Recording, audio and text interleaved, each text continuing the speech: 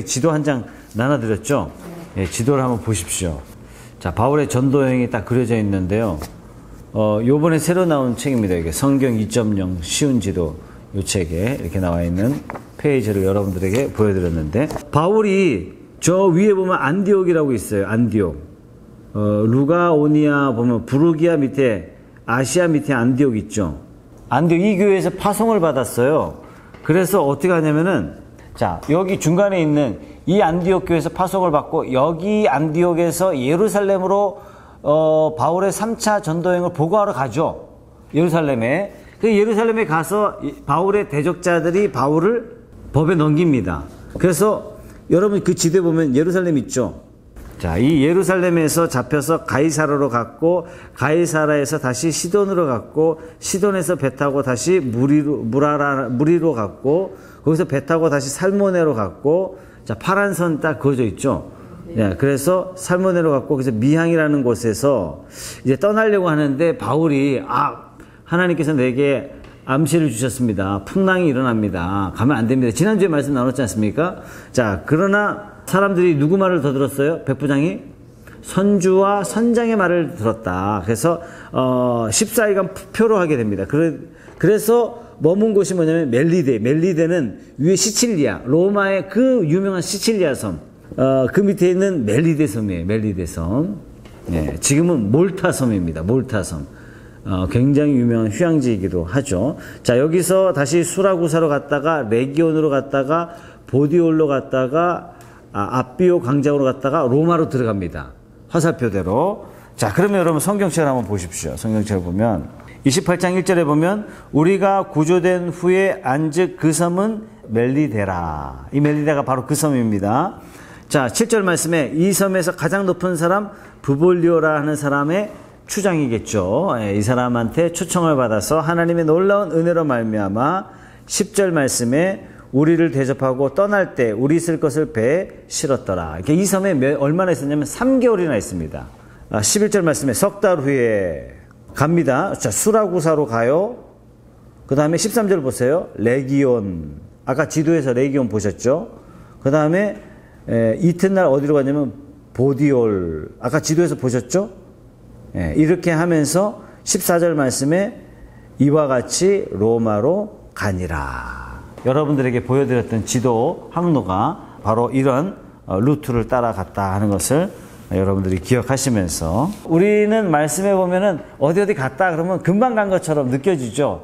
자, 지금 이 멜리데라는 몰타 섬에는 머물렀던 곳을 기념하기 위해서 바울 성 기념 성당이 있고 기념교회가 있고 항구에 아주 큰 바울의 동상이 서 있다고 그래요. 자, 2절 말씀에 비가 오고 날이 참에 원주민들이 우리에게 특별한 동정을 하여 불을 피워 우리를 다 영접하더라. 자, 멜리데 섬 사람들이 바울과 그의 일행들을 영접했죠. 바다에서 얼마나 고생을 많이 했겠습니까? 장작을 피워서 몸을 녹이도록 했어요. 3절 말씀에 보니까 바울이 나무 한 묶음을 거두어 불에 넣으니 뜨거움으로 말미암아 독사가 나와 그 손을 물고 있는지라. 자, 이 독사는 어떤 역할을 할까요? 창세기에 나오는 독사하고 똑같은 거예요. 창세기에 나오는 뱀도 하나님의 사람의 일을 저지하죠. 마찬가지예요. 바울이 지금 어디까지 가야 되냐면 로마까지 가야 하는 하나님의 특별한 사명을 받고 로마로 가야 되는데, 그 길 가운데 마지막으로 바울을 누가 저지하고 있냐면 뱀이 저지하고 있는 거예요. 자, 시편에 보면 여호수아가 가나안 땅 들어가면서 이런 노래를 해요. 아모리인의 왕 시혼을 죽이신 이에게 감사하라. 그 인자하심이 영원하미로다. 바산 왕 옥을 죽이신 이에게 감사하라. 그 인자하심이 영원하미로다. 아니, 하나님은 얼마나 잔인하시길래 왕을 죽여놓고 인자하심이 영원하다, 감사하라, 이렇게 말하냐 말이에요. 자, 이것은 우리가 영적으로 볼 필요가 있는데, 지금 아모리 왕 시온, 바산 왕 옥, 이것들은 다 뭐 하는 존재들이냐면 하나님의 거룩한 백성들이 하나님의 사명을 받아서 약속의 땅에 들어가는 일에 저지하는 일들을 하는 거예요. 그러나 하나님께서 이들을 제거하심으로 이스라엘 백성들이 온전히 가나안 땅에 들어가게 하신 것입니다. 그래서 하나님의 그 인자하심은 영원하다, 하나님께 감사하라, 이렇게 표현한 겁니다. 저와 여러분의 삶에 여러 방해가 있지만 여러 방해 가운데 하나님께서는 반드시 저와 여러분들을 천국에 갖다 놓을 줄로 믿습니다. 천국뿐만 아니라 우리가 이 땅에서 하나님의 이름으로 예수 그리스도의 이름으로 해야 할 마땅한 사명들을 능히 감당하도록 누가 도우시냐면 하나님이 도우시고 인도하시고 완성케 하실 줄로 믿습니다. 근데 이 과정 속에는 누가 있냐면 이 일을 방해하는 사단이 있어요. 이 일을 방해하는 이 뱀과 같은 존재가 있단 말이죠. 그런데 오늘 말씀은 어떻게 하셨어요? 하나님께서는 악을 선으로 바꾸사 독사가 나와서 바울을 물어서 바울이 로마까지 가지 못하도록 만들려고 했지만 하나님은 이것을 선으로 바꾸사 어떤 일이 벌어졌어요? 바울이 높아지고 그 지역에 추장이 바울을 추대하게 되고 많은 사람들이 오히려 복음을 듣게 되고 결국 바울이 떠날 때 어떻게 해요? 많은 사람들이 환송을 하고 떠날 때 배에다가 어떻게 해요? 먹을 걸 가득 실어줄 만큼 바울이 크게 선대를 받도록 하나님께서 상황을 역전시켜 주셨습니다. 그래서 우리가 힘들고 어려운 일을 만날 때 불평하기보다 오히려 감사할 필요가 있어요. 힘들고 어려운 일 만났을 때 우리는 모르지만 하나님이 행하시면 악을 선으로 바꾸사 이 일을 통해서 하나님의 영광을 받으시고 이 일을 통해서 우리에게 향하신 하나님의 선하신 뜻들을 충만하게 이루어 가실 줄로 믿습니다. 그 원주민들은 잘 알잖아요. 도시 사람들은 동굴을 봐도 저게 사슴인지 개인지 잘 모르지만 사실 시골 사람들은 딱 보면 아무리 어두운 데서 봐도 소리만 살짝 들어도 형태만 딱 봐도 아 이건 뭐다 이렇게 알 수 있고 뱀도 독사인지 그냥 꽃뱀인지 그냥 뱀인지 대번에 알 수 있는 것처럼 원주민은 딱 보기에 분명히 독사에게 딱 물렸는데 이제 저 사람 죽었구나. 저 사람이 이 험한 풍랑에도 헤치고 살아남은 거 보니까 그래도 선한 사람인 줄 알았더니 그래도 이 사람이 뱀에 물린 것 보니까 과거에 악을 행한 게 틀림이 없어. 미신적으로 보는 거죠. 그래서 뱀에게 물린 거니까 뭐라고 본 거예요? 공의가 살아있다. 저놈은 나쁜 놈이니까 물려 죽는 것이다. 이렇게 생각했습니다. 그런데 바울이 뱀에게 물렸지만 조금도 상함이 없더라. 이렇게 말씀합니다. 6절 말씀에 원주민들이 바울을 보고 뭐라고 표현했냐면 신이라 신이라. 하나님이 모세를 어떻게 세워주셨어요? 바로 앞에 신이 될 것이다. 너는 바로에게 신이 될 것이다. 하나님께서는 성도인 저와 여러분들을 믿지 않는 세상 사람들 앞에 신으로 세워주시는 줄 믿습니다. 우리를 보면서 뭘 경험하도록? 하나님을 경험하도록 해주시는 거예요.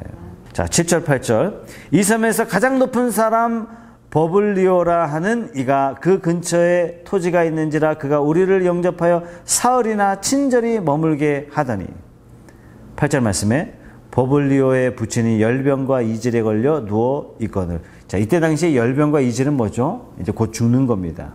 그런데 바울이 들어가서 기도했더니 안수했더니 낫게 되었어요. 이것 때문에 섬에 있는 다른 병든 사람들이 다 와가지고 고침을 받았더라.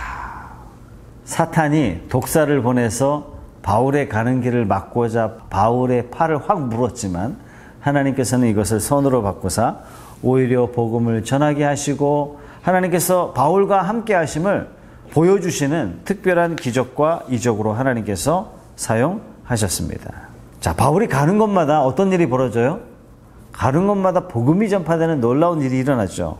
바울이 가는 곳마다 그리스도를 증거하는 놀라운 일이 일어나요. 이것을 옛날 말로 조금 나쁜 말로 이야기하자면 연병이라 연병. 가는 곳마다 연병이 퍼지는 거예요. 당시에 유대인들이 그랬죠. 바울을 뭐라 그래요? 저 사람은 연병 같은 사람입니다. 사도행전 앞부분에 그렇게 나오죠. 연병 같은 사람입니다. 저 사람 좀 안 돌아다녔으면 좋겠습니다. 바울이 돌아다니면 시장이 난리가 나고 집안이 난리가 나고 유대교가 난리가 납니다. 이렇게 이야기하는 거예요.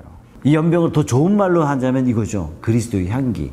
저와 여러분들이 이 세상에 그리스도로 말미암은 연병과 같은 사람, 전염병 같은 사람이 되시기를 주님의 이름으로 축복합니다.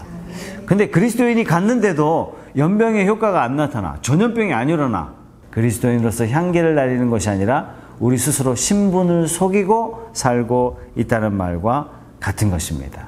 드러내시고 여러분의 삶을 통해서 여러분이 가는 곳마다 그리스도의 향기가 강력하게 증거되는 놀라운 기적이 일어나기를 바랍니다. 자, 10절 말씀해 보니까 이 멜리데 섬 사람들이 바울에게 선대하죠. 대접하고 우리 있을 것을 배에 실었더라. 이렇게 말씀하고 있습니다. 이 멜리데 섬 사람들을 하나님께서 기억하사, 왜 기억해요? 하나님의 종 바울을 선대한 거예요. 주의 종을 선대한 거에 대해서 하나님이 꼭 기억하시고 이들을 하나님께서 보살펴 주실 줄로 믿습니다.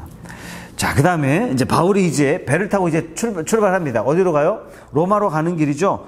11절 말씀에 석 달 후에 우리가 그 섬에서 겨울을 난 알렉산드리아 배를 타고 떠나니 뱃머리 장식은 디오스그로라. 아주 구체적으로 설명하고 있네요. 12절 수라구사에 대고 사흘을 있다가 지도에도 나오죠, 그죠? 예.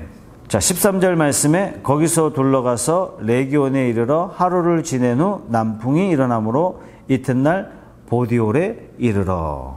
자, 14절 말씀에 거기서 형제들을 만나 그들의 청함을 받아 이레를 함께 머무니라. 그래서 우리는 이와 같이 로마로 가니라. 자, 15절 말씀에 그곳 형제들이 우리 소식을 듣고 아비오 광장과 트레비스 타베르네까지 맞으러 오니 바울이 그들을 보고 하나님께 감사하고 담대한 마음을 얻으니라. 15절 말씀 그곳 형제들이 우리 소식을 듣고, 그곳 형제들은 누굽니까? 원래 로마에 있었던 형제들이에요. 로마에 있었던 형제들이 어떤 소식을 들었냐면 바울이 예루살렘으로부터 시작해서 험한 길을 헤치고 결국은 로마까지 온다는 소식을 우리가 들은 거예요. 그래서 많은 사람들이 로마에서 지금 어디까지 가냐면 바울을 영접하러 가는 거예요. 이 길이가 어느 정도 길이냐면 40km에서 60km 되는 먼 길이에요. 여기로 따지면 하만까지 가는 거예요. 하만까지. 먼 데까지 가서, 그때는 뭐 차가 있었던 것도 아니잖아요. 그죠? 바울을 영접하고 있는 것입니다. 바울도 형제들을 보고 싶어 했고 형제들도 바울을 오랫동안 기다려 왔던 것입니다. 14절 말씀에 거기서 형제들을 만나 이렇게 표현하고 있죠. 거기서 형제들을 만났다는 표현은 어떤 표현이냐면 바울을 보고 싶어 했던 로마에 있었던 사람들이 얼마 길을 갔다고요? 40km에서 60km를 달려가서 바울을 만난 겁니다. 굉장히 특별한 표현이에요. 거기서 형제를 만나, 이것은 바울이 오기를 학수고대하고 소문에 듣자니 배가 난파당했고 소문에 듣자니 어느 섬에 머물렀다고 이야기하고 그리스도의 형제들이 바울을 학수고대하고 있다가 드디어 로마 가까이 항구에 입항했다는 소식을 듣고 로마 교회의 성도들이 몇몇이 모여가지고 바울을 영접하러 가는데 며칠을 가는 거예요. 40km에서 60km. 여기서 걸어서 마차 타고 갔는지 그건 잘 모르겠지만 마차를 타고 갔더라도 하만까지 오랜 시간이 걸려서 바울을 만난 거예요. 이것 때문에 어떤 일이 벌어졌냐면, 자, 15절 말씀 후반절에 보겠습니다. 타베르네까지 맞으러 오니 바울이 어땠다고요? 바울이 그들을 보고 하나님께 감사하고 담대한 마음을 얻었더라.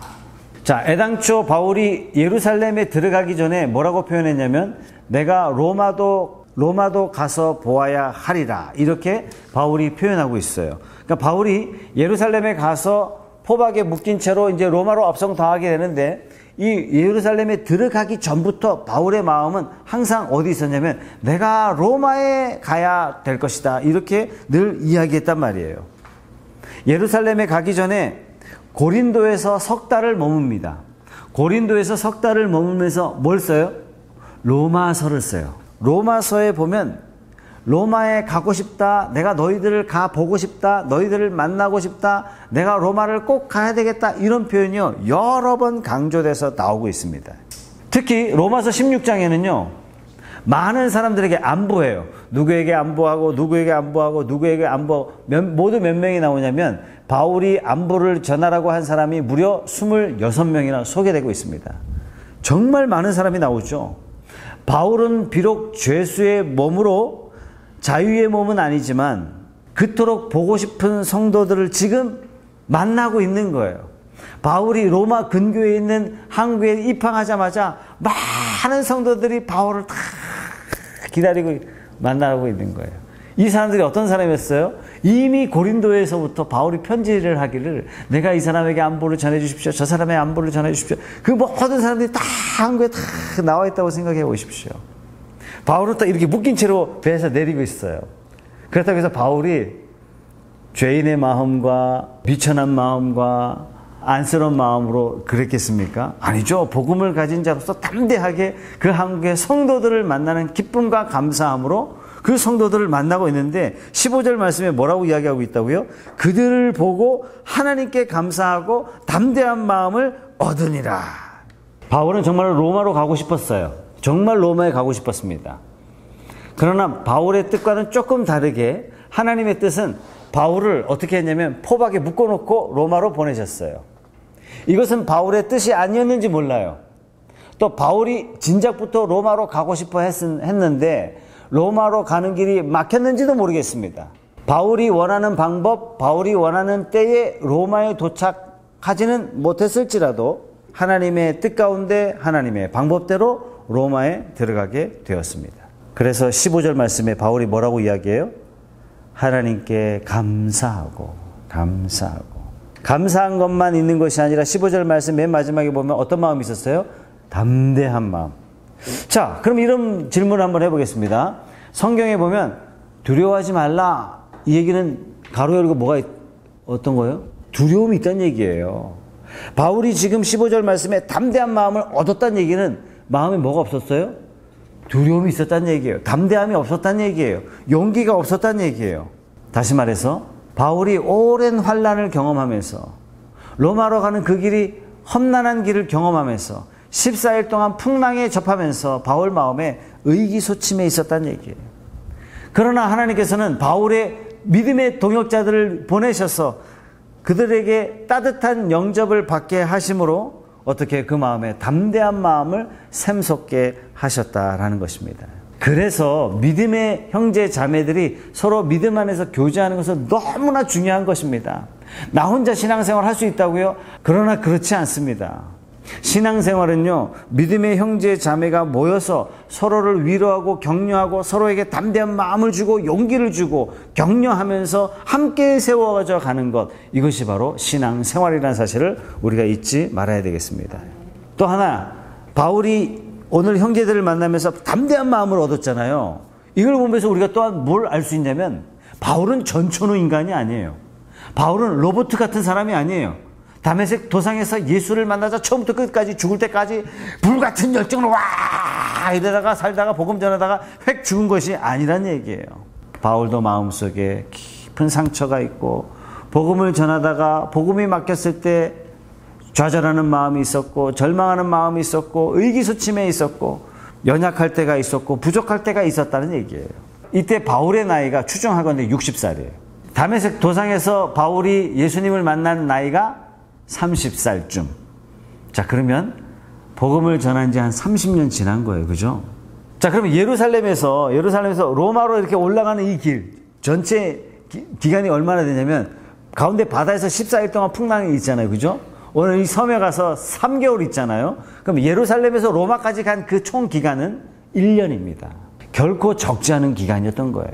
더군다나 포승줄에 묶여서 1년을 보냈다고 생각을 해보십시오. 내 옆에 늘 나를 지키고 있는 로마 군병이 있는 거예요. 바울의 심신이 피곤하지 않았을까요? 바울이 많이 지쳐있지 않았을까요? 이때 로마에서 온 믿음의 형제 자매들을 통해서 바울이 어떻게 해요? 담대한 마음을 얻었더라, 이렇게 말씀하고 있는 것입니다. 오늘날도 저와 여러분들에게 믿음의 형제들을 통해서 우리에게 담대한 믿음과 감사의 마음을 저와 여러분들에게 주신 줄 믿습니다. 여러분들이 어디를 가든지 믿음의 형제 자매들에게 담대함과 소망과 기쁨과 즐거움을 전달하는 그런 신앙의 매개체가 되시기를 주님의 이름으로 축복합니다. 자, 16절 넘어가겠습니다. 드디어 로마로 들어가죠. 16절. 우리가 로마에 들어가니. 드디어 바울이 꿈에 그리던 그 로마로 드디어 들어가게 되었습니다. 바울에게는 자기를 지키는 한 군인과 함께 따로 있게 허락하더라. 17절. 사흘 후에 바울이 유대인 중 높은 사람들을 청하여 그들이 모인 후에 이르되, 여러분 형제들아, 내가 이스라엘 백성이나 우리 조상의 관습을 배척한 일이 없는데 예루살렘에서 로마인의 손에 죄수로 내준 바 되었으니. 여러분, 바울이요 로마에 도착하자마자 좀 쉬었다가 여독을 좀 풀고 심신이 좀 쉼을 얻고 사역을 한 게 아니라 로마에 들어가자마자 사역을 시작합니다. 예수가 그리스도임을 증거하는 일을 선포하는 거죠. 자, 오늘 보니까 로마에 들어가자마자 제일 먼저 누구를 찾아가요? 유대인 중 높은 사람들을 청했다. 이렇게 기록합니다. 유대인은 어떤 사람이죠? 바울의 골육 친척들이에요. 자기 동족 사람들이에요. 자기 민족 사람들이에요. 그러니까 바울의 마음속에 나는 이방인의 사도로 부름받았다라고 하지만 바울은 여전히 누구를 생각해요? 자기 동족을 생각해요. 그러니까 자기 민족에 대한 사랑이 이마만큼 컸다라는 것을 우리가 알 수 있습니다. 왜요? 왜 그렇습니까? 왜 가는 곳마다 다른 지역을 가도 항상 바울은요, 유대인의 회당을 찾아가서 복음을 전해요. 왜요? 구원이 어디서 난다고요? 유대인에게서 남이라. 예수님께서 그렇게 말씀하셨기 때문에 제일 먼저 유대인에게 가서 복음을 전해요. 또 왜 유대인에게 가서 복음을 전해요? 유대인들이 누구를 기다려왔냐면 메시아를 기다려왔어요. 유대인들은 구약의 시대예요. 구약의 약속을 받았어요. 이 약속이 뭐예요? 메시아의 약속이에요. 유대인들은 뭘 지켰어요? 율법을 지켰어요. 율법이 말하고자 하는 것이 뭐예요? 구원이란 말이에요. 이 메시아 구원을 누구보다도 유대인들이 기다려왔기 때문에 바울은 가는 곳마다 유대인들을 먼저 찾아갑니다. 유대인들을 먼저 초청합니다. 그리고 그들에게 십자가 복음을 소개해요. 너희가 그토록 기다려왔던 그 메시아가 바로 유대인들의 손에 죽으신 그 예수가 우리의 그리스도이십니다. 라고 담대히 복음을 선포하게 됩니다.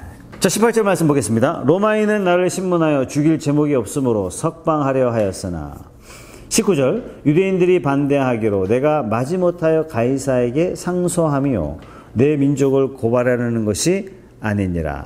20절 말씀 그러므로 너희를 보고 함께 이야기하려고 청하였으니 이스라엘의 소망으로 말미암아 내가 이 쇠사슬에 매인 바 되었노라. 자, 20절 말씀에 뭐라고 소개하고 있어요? 이스라엘의 소망 때문에 내가 쇠사슬에 매였다. 이스라엘의 소망이 뭐죠? 이스라엘 민족들에게 약속하신 언약의 사자 그리스도. 내가 왜 묶였다고요? 나는 그리스도 때문에 이렇게 묶인 바 되었다. 저와 여러분도 다 매인 바 되었죠. 그죠? 묶인 바 되었죠. 세상에 그 좋은 거 할 수 있는 기회도 다 우리는 결박당했어요. 이 시간에 TV 보고 앉아있을 것을 결박당했어요. 말씀에 결박을 당했어요. 예수 안 믿으면 우리가 일요일날 얼마나 좋은 일 많이 할 수 있는데 우리는 예수 그리스도로 말미암아 결박을 당해서 예배당에서 뭘 해요?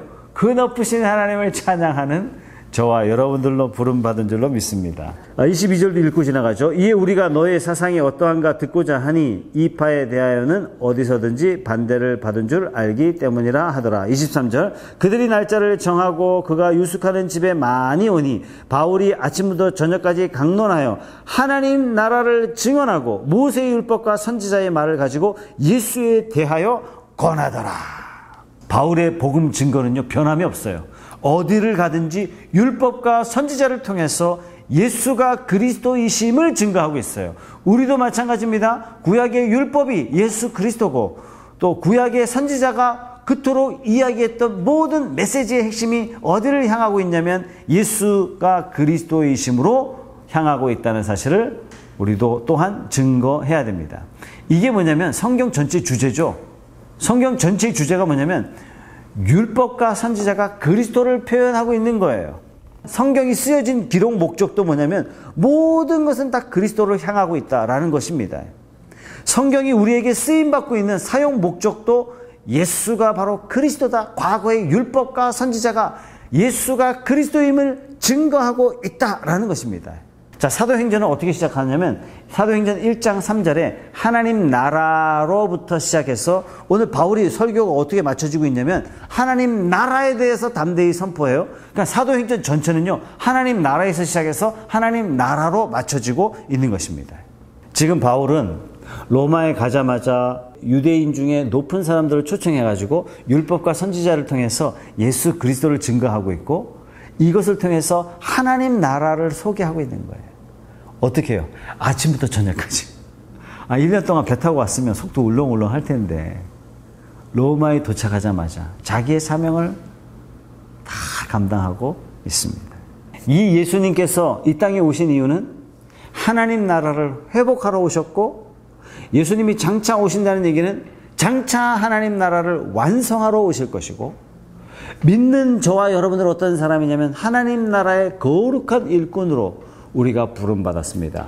내가 먼저 여러분 앞에 부름받았습니다. 하나님 나라를 위하여. 바울이 그렇게 유대인들에게 자기 자신을 소개하고 있는 것입니다.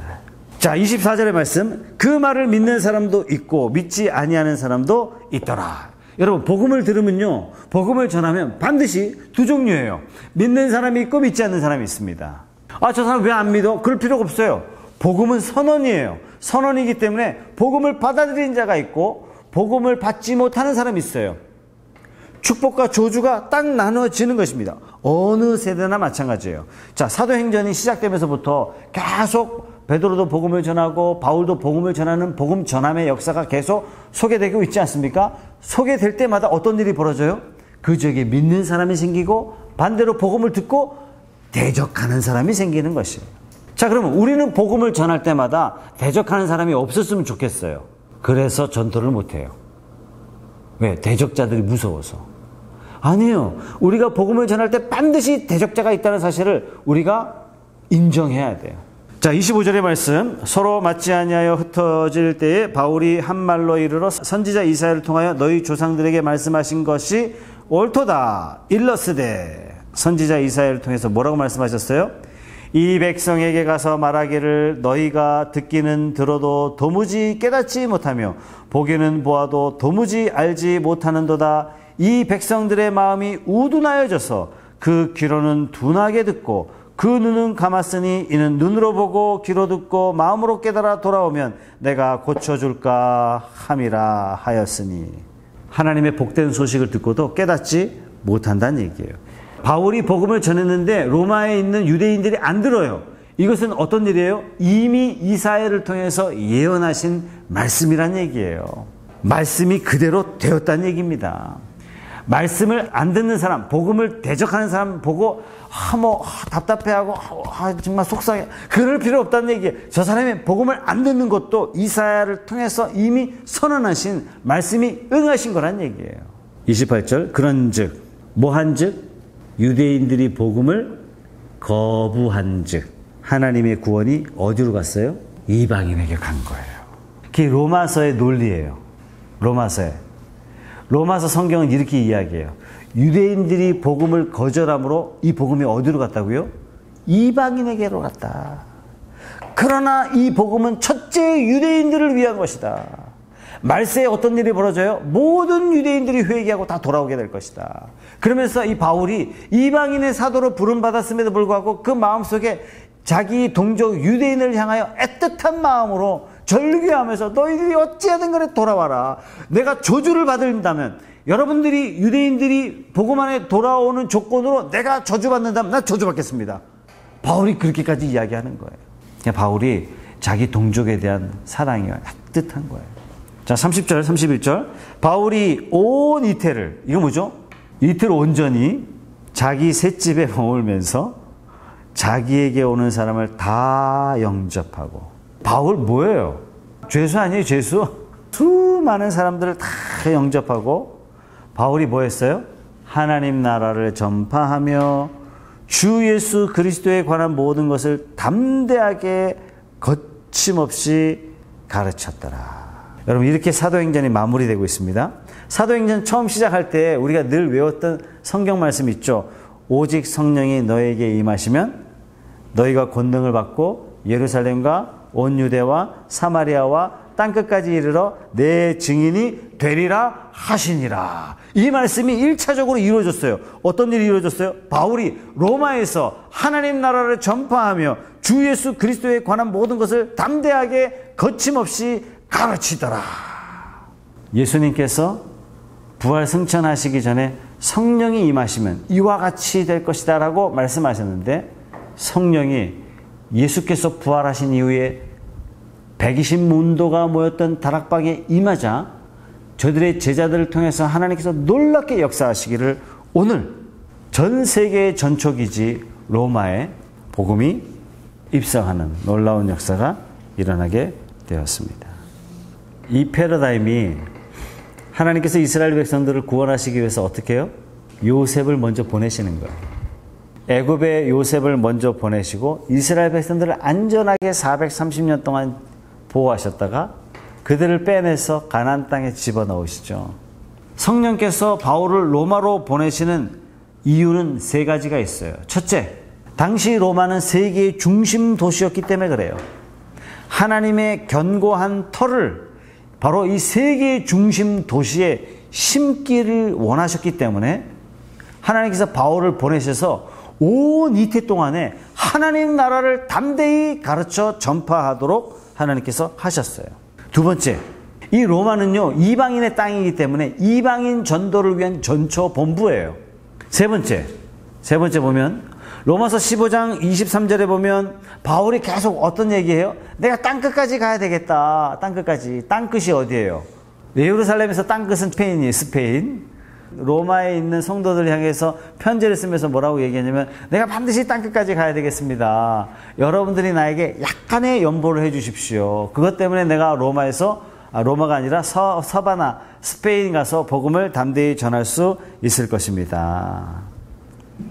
바울이 로마로 가는 목적 중에 하나는 로마 교회가 나를 후원하여 땅끝까지 나를 다시 선교사로 파송해 주십시오. 복음의 동력자로 함께 세우기를 원하는 마음으로 로마로 향했던 것입니다. 자, 결국은 주님의 뜻은 로마가 이방인을 위한 복음의 거점 도시로 삼기 위해서 하나님께서 바울을 선택하셨고 바울을 로마까지 보내셨습니다. 그래서 로마의 복음이요 삽시간에 확장되는 놀라운 역사가 일어나기 시작되죠. 물론 하나님의 최종 목적지, 바울의 최종 목적지는 서바나, 스페인이었지만 하나님의 최종 목적지는 어디였냐면 로마였어요. 로마까지 간 복음은 로마에서 전 유럽에 퍼졌던 복음은 다시 미국 대륙으로, 미국 대륙에 퍼졌던 복음은 다시 극동아시아 대한민국으로, 그 대한민국에 뿌리 내려진 복음이 다시 저와 여러분들에게로. 바울의 목적은, 복음의 목적은 스페인이었지만 하나님의 목적은 저와 여러분들까지 복음이 전달되는 것이었습니다. 이 놀라운 역사에 하나님 바울이 이렇게 쓰셨다는 얘기예요. 그러니 저와 여러분들이 얼마나 귀합니까? 이 일을 위하여 바울이 14일 동안 풍랑에서 고생을 하고 멜리디의 섬에서 그 고생을 하고 저와 여러분들이 받은 이 복음은요 놀라운 복음이 아닐 수 없는 것입니다. 자, 이제 저와 여러분들에게 심겨진 이 복음은 이제 저와 여러분들에게 복음이 또다시 거점 역할을 하면서 어떻게 해요? 내가 만나는 이웃, 내가 만나는 우리 주변에 있는 사람들에게 또한 복음이 담대히 증거될 수 있도록 하나님이 저와 여러분들을 제2의 바울로 사용하시는 줄 믿으시기 바랍니다. 자, 이렇게 해서 사도행전 28장의 대단원이 마무리되고 있습니다. 하나님의 복음은 왕성하여 세상의 그 어떠한 것도 복음의 길을 막을 수 없도록 하나님께서 그 길을 여시고 행여 악한 일을 만났다 할지라도 악을 손으로 바꾸사 복음이 왕성하게 증거되는 거룩한 도구로 하나님 사용하셨습니다. 그 높으신 하나님을 날마다 찬양하는 저와 여러분 되시기 바랍니다. 뿐만 아니라 저와 여러분도 바울과 같이 복음 전도자로 하나님 나라를 증거하는 하나님의 증거자로 쓰임받는 저와 여러분 되시기를 주님의 이름으로 축복합니다. 오늘 시간 한번 통성으로 한번 기도하겠습니다. 하나님, 이제 내가 복음의 거점이 되어서 누구를 만나든지 바울이 담대히 하나님 나라를 전파하며 가르쳤던 것처럼 내 삶이 주님 오시는 날까지 하나님 나라를 담대히 선포하며 가르치며 증거하는 주님의 증거자로 쓰임받을 수 있도록 인도하셔서 이 땅에 죽어가는 수많은 영혼들이 주님의 복음으로 가까이 나오는 놀라운 믿음의 역사가 일어나게 하여 주시옵소서. 하나님, 프란스 교회가 그러한 복음의 거점 교회가 되게 하여 주시옵소서. 다 같이 한번 통성으로 부르짖어 기도하겠습니다.